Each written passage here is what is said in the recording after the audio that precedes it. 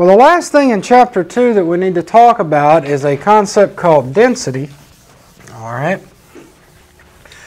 Now, back a long time ago, you know, when chemistry was first getting going, a way to characterize something was its density. All right. Now, we have a lot better methods now. We have computer-generated things like NMR, FTIR, we have GCFTIR, GCMS. I mean, there's just all kinds of atomic absorption, computerized things. But back in the day, chemists used to use density quite frequently, and here's why. Because every substance has kind of a unique density, all right? And it is a property that does not depend on how much of the substance you have. In other words, the density of water is 1 gram per milliliter. And it does not matter if you have a half a milliliter or 55 gallons of water. The density of water is 1 gram per milliliter, all right? Because you can take a mass divided by a volume, all right? And that's what density is. Now, density is something that is temperature dependent. In other words, the density of materials change based on their temperature. So I told you the density of water was 1. Well, that's not entirely true. Okay?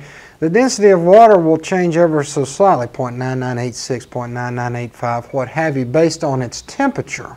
Okay? But it's more or less 1.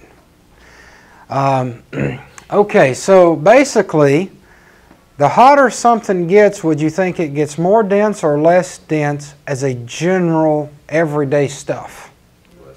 Less dense, right? Because a hot air balloon, if you heat up the air gets less dense and rises. Okay? Same way with water. Where do you find your hottest water? Toward the surface. Okay? As you go deeper, it's where the colder water lays, generally. Okay? Now, that's your density. Now, there is also something that's called specific gravity. Okay? And what specific gravity is the density of the substance divided by the density of water. Okay? And it is a unitless number. Now, one of the places you would see this in just an everyday thing is like if you went to the doctor and they give you a urinalysis. One of the first things up there is the specific gravity of your urine. Now, what would you think the specific gravity of your urine would be close to? 1, right? Because it's water. Okay? Now, I mean, certainly there's other things in there naturally, but mostly it's water. Okay? Now, the density of water, remember I told you, was in this classroom here, we can call it 1. Technically, it's not. This number may be 0.998. All right? But roughly, it's 1. Okay, so what does that mean? The specific gravity is approximately equal to the density of the substance at room temperature. So when it says that the specific gravity of urine is 1.005, all right, that's more or less the density of your urine. It is not, you know, I mean, it can be sharpshooted. That's not exactly what it is, but it's more or less that, right? Because you take the temperature of your urine and plug in whatever number they need to put in there. All right. So are we good with density? Okay. So first off, mass. That's simple. These days we got balances everywhere. You basically stick the thing on top of the balance and you get a mass. Now, how do you get a volume? Measure it how? Measure the size. That would be a wonderful idea, especially if you had a regularly shaped object. Something like a sphere, a cylinder, a rectangle, a box, a cube, something that had a geometrical everyday formula. All right? And you simply look up, how do you find the volume of a box? Well, it's length times width times height. Pull out a ruler and do it. Now, another way to find the volume of something is by using Archimedes' principle. Okay, so for an example, let's say that this is a graduated cylinder here that's got 25 milliliters of water in it. Okay, and let's say I have some little thing like this. that's made out of metal. Well, how would you get the volume of that?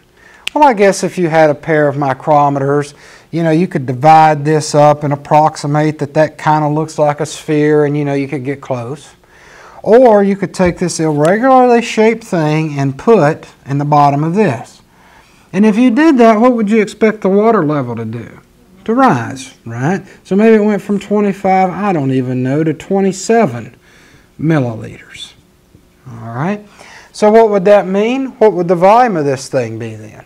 2 milliliters, see?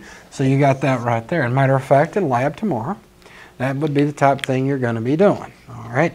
You're going to take an irregularly shaped thing. You can even take a regularly shaped thing. Drop it down in the water. You can watch the water height change, and that's your volume. Then you can go next door, and we'll show you how to use the balances and where they're at and get the measurement, and you can find the density. Now, if you had a density of metal, would you predict it would be less than 1 or greater than 1? Greater than 1, right? Because the metal's going to sink. Now, what about acetone, which is fingernail polish remover? We've got that in there. If you're taking the density of that, what would you expect? Be less than 1. Most organics, I did not say all, okay, so you have to start listening to my words here. Most organics float, okay? So if you've got 22 gallons of gas in your truck out there, and then you put 22 gallons of water in the back, which one weighs the most? The water, all right, because the gas is less dense than water, okay. Now there are certainly organics out there that will sink. One of the very dangerous ones, carbon tetrachloride. Put that in the river, straight to the bottom it goes, all right, but that's unusual. Most of the time organics will float, okay. All right, are we good with density?